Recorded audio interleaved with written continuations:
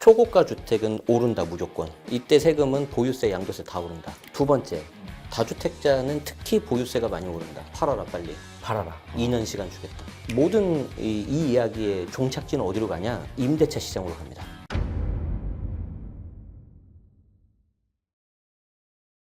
안녕하세요. 지식이 되고 돈이 되는 시간 부동산 클래스의 정재훈입니다. 자, 요즘 세제 개편안이 발표되면서 부동산 시장이 굉장히 뜨거운데요. 이 부동산 세제, 앞으로 부동산 시장에 어떤 영향을 미칠지 오늘 최고의 전문가시죠. 제네시스 박의 박민수 대표님을 모시고 세제 개편안의 핵심 내용부터 앞으로의 시장 전망까지 들어보는 시간 갖도록 하겠습니다. 어서 오세요. 네, 안녕하십니까 교수님. 네. 네. 오늘 굉장히 바쁘시죠?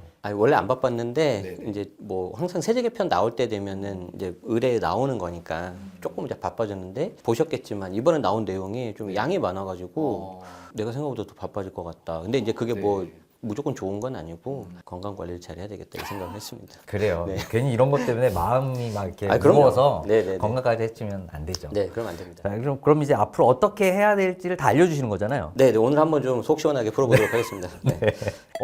저희가 이제 촬영 기준으로 어제 간단하게 지금 기획재정부에서 발표가 났어요. 네네. 지금 보유세부터 한번 얘기를 한번 해볼까요? 보유세 지금 어떻게 바뀌는 건가요? 그러니까 이제 총평을 하자면은 초고가 주택은 오른다 무조건. 이때 세금은 보유세, 양도세 다 오른다. 그게 한 꼭지가 있고 두 번째, 다주택자는 특히 보유세가 많이 오른다. 특히 지금도 특히. 많이 오르잖아요. 네, 더 오른다. 더 오른다. 팔아라 빨리. 팔아라. 2년 시간 주겠다. 2년. 27년, 28년 2년 시간 주겠다. 네네네. 그리고 세 번째, 집이 한 채라도 실거주 안 하면 내가 세금 많이 매기겠다. 그러니까 무조건 1주택의 실거주 외에는 이번에 세금을 하여가 무조건 다 올라간다. 그래서 구조를 보면 저 위에 이제 초고가 주택이 있죠. 초고가 주택은 뭐 거주든 비거주든 좀 이렇게 죄송하지만 세부담이 많이 올라가는 방향이고 1주택인데 초고가 주택은 아니지만 거주를 안 하고 있어. 그런데 그 다음 두 번째 타겟이고 거주를 그러니까 갭 투자를 하신 분들, 네, 그죠? 세를 아직 주고 세를 있는 주고 분들. 물론 이제 계신 예외 분들. 사항이 있습니다. 그리고 이제 마지막 세 번째가 이제 다주택. 그래서 이제 여러분들이 이제 뭐 무주택이든 1주택이든 뭐 다주택이든 포지션이 있을 거잖아요. 그래서 여기에 대해서 이제 대응을 하시는 것도 제가 이제 뒤에 말씀드리도록 하겠습니다. 근데 실거주도 보니까 이번에 뭐 공시지가 14억인가요? 실거래가 20억 수준으로부터도 이제 보유세 부담이 많아지는 거죠. 그걸로 이제 제가 이따 설명드리면서 좀 비판하려고 했는데 조삼모사입니다. 전형적인. 무슨 말이냐면 내가 1주택이고 실거주를 하면은 현재는 공시가격 12억까지 공제가 돼요. 근데 2억을 더 얹어줘서 14억까지 공제해주겠다. 그럼 시세로 치면 한 20억 정도까지는 종부세가 안 나오거든요. 기존에 한 16억에서 좀 더 올라가니까 이것만 놓고 보면 뭐 나는 괜찮다. 우리 집 뭐 20억 안 되니까 이렇게 생각하실 수 있는데 내년이 되면 그게 이제 공정시장 가액비율이 60에서 70%로 오릅니다. 그래서 결론적으로는 뭐냐면 제가 봤을 때는 종부세 내셔야 되는 1주택자들이 대상이 더 늘어날 거예요. 지금은 시세 20억인데 이제 내년에는 공정시장 가격 비율을 10% 올리면서 한 시가 뭐 한 17억, 18억도 대상이 된다는 거죠. 그럼요. 네, 그래서 이제 그게 좀 있습니다. 그래서 이제 다시 돌아와서 이제 처음 말씀해주신 초고가 주택 종부세부터 좀 보도록 할게요. 그래서 종부세가 좀 되게 많이 복잡해졌는데 일단 종부세라는 거는 여러분들 아시는 것처럼 취지가 집값이 아주 비싸거나 아니면 주택이 많은 사람들을 타겟으로 하는 거잖아요. 그런데 현재 지금 봐야 되는 거는 집값이 비싼 사람들을 먼저 봐야 됩니다. 집값이 비싼 사람들 같은 경우에는 이제 1주택인 경우에 아까 말씀드린 것처럼 실거주를 한다. 공시가격이 12억이 아니라 공제금액을 14억까지 올려줘요. 그래서 당장 올해는 좀 괜찮아지겠지만 내년부터는 또 공정시장 가격 비율이 60에서 70으로 올라가니까 좀 세부담이 오히려 이제 커질 수 있다. 근데 일단 우리가 얘기할 때 보유세는 재산세와 종합부동산세가 있는데 공시지가 14억까지는 일단은 재산세는 일단 나오는 거고 이제 14억 이상부터가 종합부동산 세율 자체가 높아지는 게 나간다는 거죠. 근데 이제 이 비중이 공정시장가액 비율을 이제 내년에 높이면서 이게 더 안쪽으로 들어온다는 거죠. 네, 그렇죠. 그러니까 이렇게 계산하시면 돼요. 내가 우리 집이 만약에 30억짜리다. 그럼 이제 공시가격은 보통 시세율 70%니까 30 곱하기 0.7하면 21억이 되잖아요. 그럼 21억에서 내가 1주택이고 하나만 갖고 있으니까 12억을 빼줬어요. 그러면 21에서 9억이 남잖아요. 여기에 이제 공정시장 가격비를 곱해서 종부세 이제 과세 표준을 도출을 합니다. 좀 어려운데 9에 현재 0.6, 60% 곱하면은 6, 9, 54, 5억 4천. 그럼 우리 집은 과표가 5억 4천인 거지. 자, 그런데 내년이 되면 30에서 공시 가격이 21억 그대로겠죠? 네. 집값이 안 올랐다. 안 올랐다도 해도. 그럼 여기서 14를 빼줘요. 7억. 14를 빼주니까 7이 남잖아요. 7억인데 거기다 70%. 그럼 77에 40이니까 4억 9천이죠. 4억 9천. 아까 얼마 했었지? 네, 5억 4천인데 5억 4천. 4억 그럼 9천. 자, 그러면은 얼마 차이가 안 나는 거예요. 차이가 줄어들었죠. 근데 30억 정도 되는 집이면 한강벨트 주변이잖아요.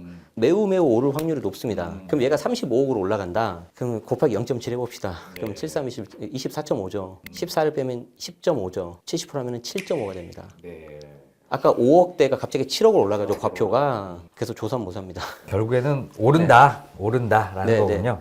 네, 그래서 이제 이거는 이제 1주택이고 실거주이신 분들 그나마 좀 공제 금액이 늘어난 케이스. 그나마 적게 내는 케이스. 근데 우리 집은 뭐 사정상 임대를 주고 있다. 물론 그 사유에 대해서 뭐 학업이라든지 부모 봉양 이게 예외 사유가 나오는데 그건 뒤로 하고. 그래서 그런 경우들은 공제 금액 아까 12억이었잖아요. 9억으로 내립니다. 자, 그러면은 여기서 이제 우리가 세부담이 올라가겠죠? 그럼 여기서 이제 제가 드리고 싶은 제안은 이거예요. 오케이, 좋다. 거주와 비거주를 구분해서 어떤 실거주에 맞게 취지하는 그 취지 자체는 동의한다. 자, 그러면 왜 12에서 얘는 3을 빼서 9억인데 얘는 왜 2밖에 안 올리냐? 이상하지 않아요? 똑같이 3을 뺐으면 똑같이 3을 올려야 되는 거 아닌가? 그래서 저는 이게 퀘스천이에요. 왜 하필 14냐 그러면 15도 있는데 우리가 14억 정도 했을 때 이제 시가가 한 20억 정도가 나오니까 그런 게 아닌가라고 추정을 하는 거죠. 근데 그런 부분에 대해서 조금 이게 설명이 좀 미흡해서 좀 아쉽다.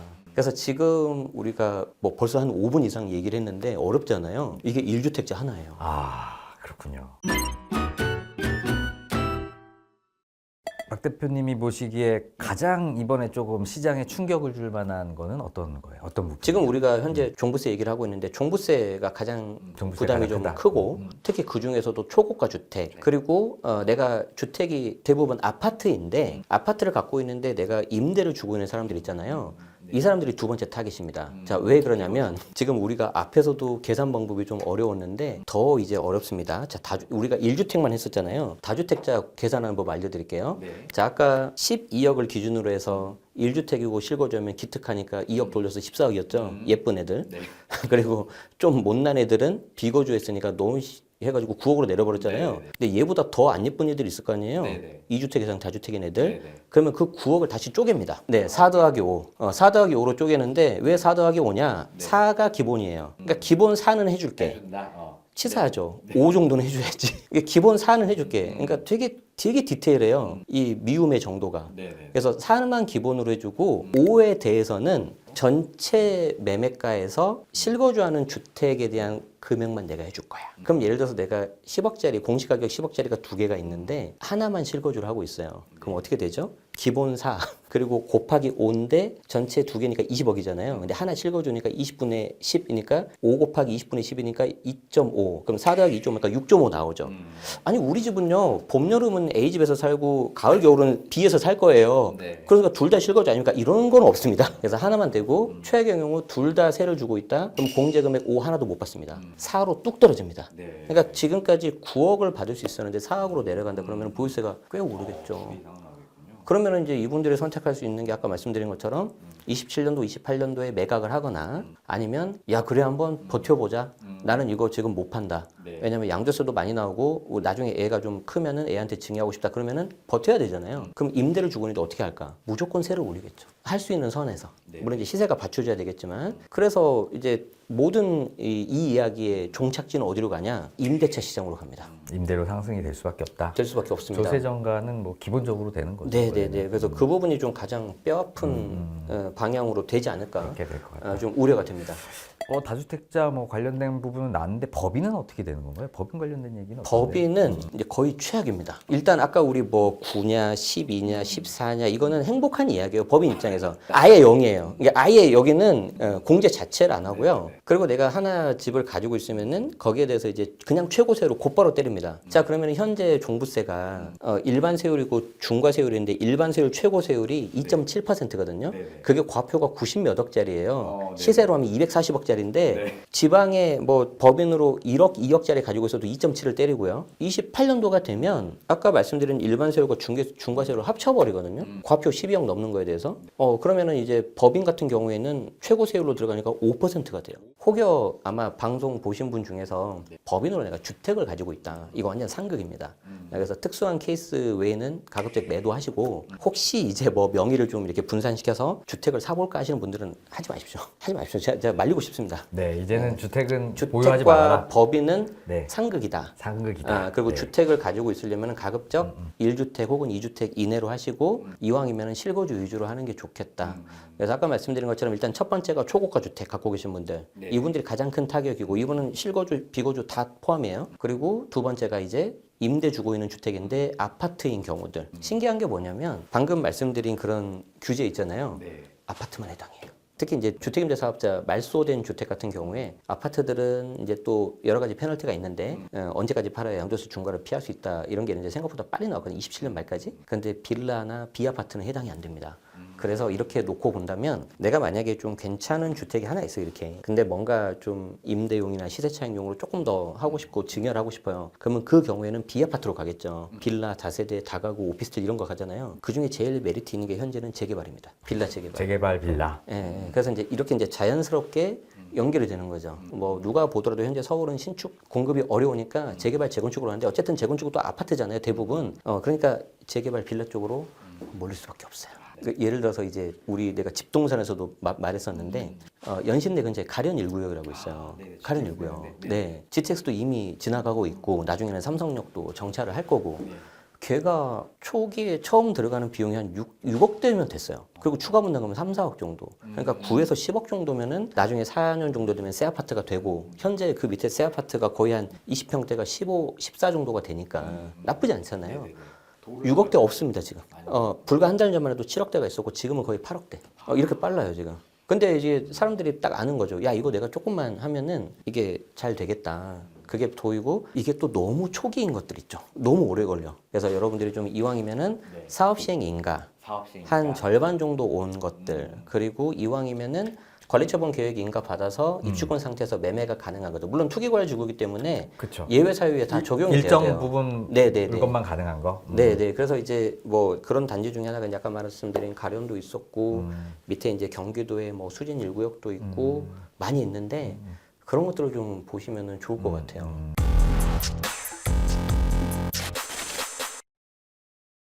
자, 그리고 이제 양도소득세도 좀 네네. 바뀐다면서요? 자, 양도소득세가 이제 문제인데 거의 제가 봤을 때 비슷비슷해요. 뭐 6대 4, 5대 5 약간 이렇게 막상막한데 아까 우리 보유세 같은 경우에도 초고가 주택이냐 1주택이냐 다주택이냐 이게 다 달라진다 그랬잖아요. 양도소득세도 일단 1주택 먼저 보겠습니다. 1주택 같은 경우에는 우리가 뭐 매매가가 양도가액 12억 이하면은 전체 비과세가 돼버리니까 세금이 어차피 하나도 없어요. 그래서 예를 들어서 내가 뭐 8억에 샀는데 한 몇 년 지나서 한 10억, 11억에 판다. 아무 문제가 없습니다. 세금적으로. 그런데 지금 경기도 부천도 지금 분양가가 16억입니다. 그리고 서울도 지금 분양가가 막 17, 18억 해버리니까, 지금 이제 내가 사는 순간 취득가 자체가 이제 고가주택이 돼버리는 거잖아요. 그래서 이제 그런 고가주택 같은 경우에는 우리가 이제 장기보유 특별공제 최대 80%까지 받을 수 있는데 그 장기보유 특별공제가 보유를 하면 40, 뭐 거주하면 40 이렇게 40 더하기 40 이렇게 80이었단 말이에요.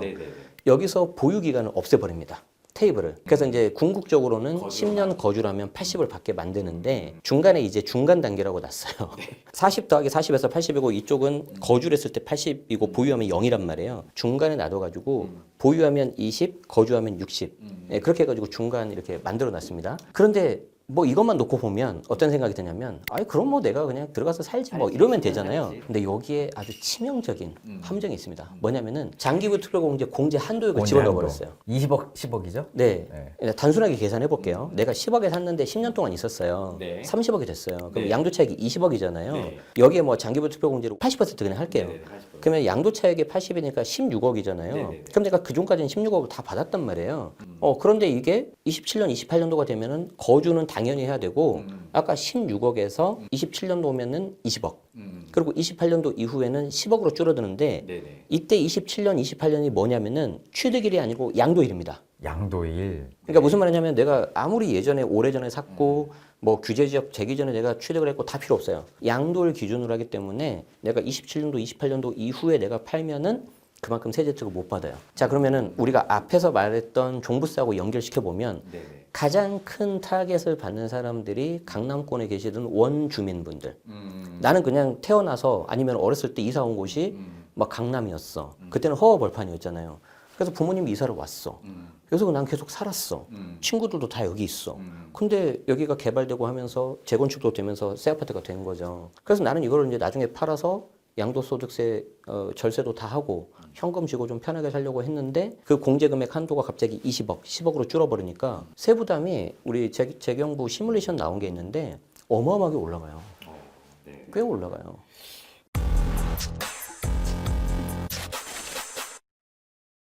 결국에는 뭐 보유세, 양도세 어떤 강화, 결국엔 둘 다 강화가 된 거죠. 결국 뭐 시장에 매물이 점점 더 안 나와질 가능성이 조금 그래서 있겠네요. 그걸 이제 교수님이 우려한 거를 또 불식시키기 위해서 우리 지금 양도세에서 1주택 겨우 봤어요.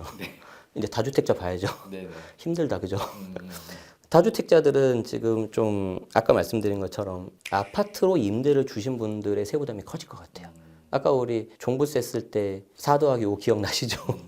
4 더하기 5를 해서 공제 금액이 그나마 있던 9억을 더 깎여가지고 9억 밑으로 이제 공제를 받을 거예요. 그럼 이제 내가 이 부분에 있어서는 좀 정리를 하자. 정리를 하려고 봤는데 양도세 중과가 들어가잖아요. 그래서 양도세 중과를 일부 완화를 하는데 여기서 정말 치사한 게 뭔지 아세요? 우리가 2주택자 양도세 중과는 기본적으로 장특공을 하나도 안 해주고 기본 세율이 20%포인트를 붙입니다. 그래서 최고 세율이 45면은 65까지 가는데 그걸 이제 5%, 10% 이렇게 좀 이렇게 찔끔해요. 그래서 이것만 놓고 보면 아 그래도 뭐 괜찮지 않냐 하는데 기본적으로는 중과예요, 중과. 그렇기 때문에 장특공을 안 해줘요.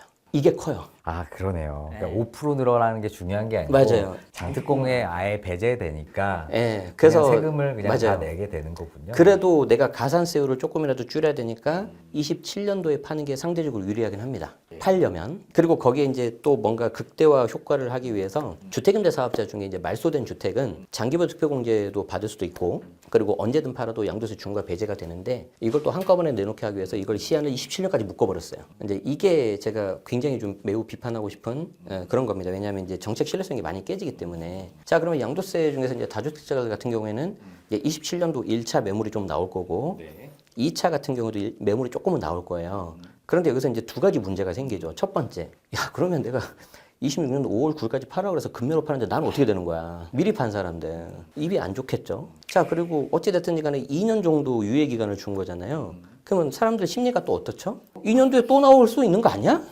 벌써 이렇게 한 번 이렇게 어그러뜨렸는데 버티는 사람들이 나오겠죠. 이미 5월 9일까지 안 판 사람들은 일단 좀 버티려고 마음먹은 사람들 아닐까요? 맞아요. 그래서 이제 단기적으로 봤을 때 저도 이제 이런 케이스를 많이 봤는데 예를 들어서 지금 이제 세제 개편 나와서 이제 세부담이 올라갈 것 같으니까 지금 이제 많이 좀 마음이 안 좋으실 거란 말이에요. 근데 이럴 때일수록 우리가 냉정하게 생각을 해야 되는데 자, 냉정히 생각해 보자. 원인이 양도세냐 보유세냐. 자, 보유세다 예를 들어서. 자, 그러면 냉정하게 생각을 하자. 어차피 지금 보유세는 올해 거는 끝났잖아요. 이건 내가 돌이킬 수 없다. 그럼 내년 보유세가 무서워서 지금 피하는 거 아니냐. 그럼 내년 보유세는 6월 1일 전까지만 팔면 되잖아요. 그럼 똑같은 물건인데 내가 중급지 정도가 돼. 지금 파는 게 좋을까? 내년에 파는 게 좋을까? 우리가 KB 부동산 보면은 주간 시계를 보면은 빨개요, 빨개 지금. 외곽이 지금. 중랑구 사가정 아이파크가 15억을 찍었어요. 그 아파트가 나쁘다는 게 아니라 그렇죠. 원래 잘 안 올랐었던 네, 좀 마지막 눌려 올랐었던, 있었던 곳인데 이제 거기가 지금 이제 15억을 찍었단 말이에요. 그러면 내가 어차피 보유세는 뭐 이미 끝났는데 내년 거를 피하기 위해서 올해 9월, 10월에 파는 거보다 내년 2월, 3월 파는 게 더 오르겠죠. 그래서 이런 식으로 답이 나오는 거예요. 보유세를 내가 좀 어느 정도 조금 맞겠다 하시는 분들은 뭐 올해 것만 맞고 내년에 판다. 그리고 아주 전략적이신 분들은 그래? 내가 한 번은 맞는다. 27년도에.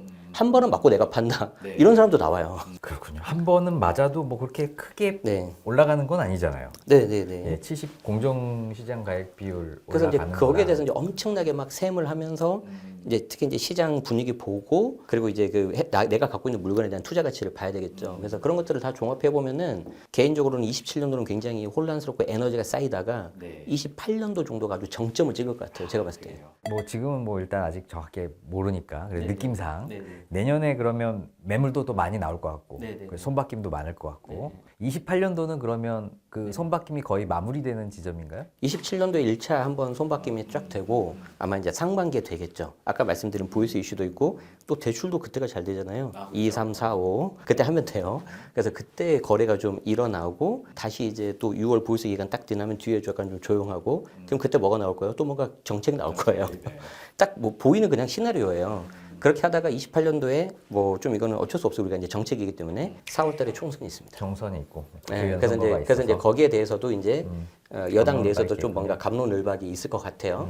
그러면서 이제 굉장히 좀 혼란스러운 그런 시기가 될 것 같아서 제가 드리고 싶은 말씀은 보유세라든가 양도세 같은 게 너무 이제 세부담이 크거나 그러면 사실은 좀 일부 뭐 매각이라든가 증여는 고려해 보셔야 되는데 내가 1주택자다. 어차피 내가 실거주다. 그리고 내가 현재 비거주라도 나중에 실거주 할 거다. 어차피 나 하나밖에 없다. 이러신 분들은 좀 신중했으면 좋겠어요. 왜냐하면 팔고 나면 다시 못 사. 그게 문제인 것 같아요. 그러니까 지금 현재 있는 집을 팔면 이 같은 수준의 집을 매수하기가 지금 불가능한 상황이죠. 양도세도 있고 그리고 이제 대출도 안 나오고 그래서 이 부분이 지금 좀 문제인 것 같아요. 또 이렇게 또 들어보니까 시장이 또 어떻게 좀 흘러갈지에 대한 간단한 어떤 생각을 좀 하게 됐는데요. 자, 그럼 2부에서는 조금 더 자세하게 또 어떻게 좀 다루면 될지에 대해서 한번 여쭤보겠습니다. 네네.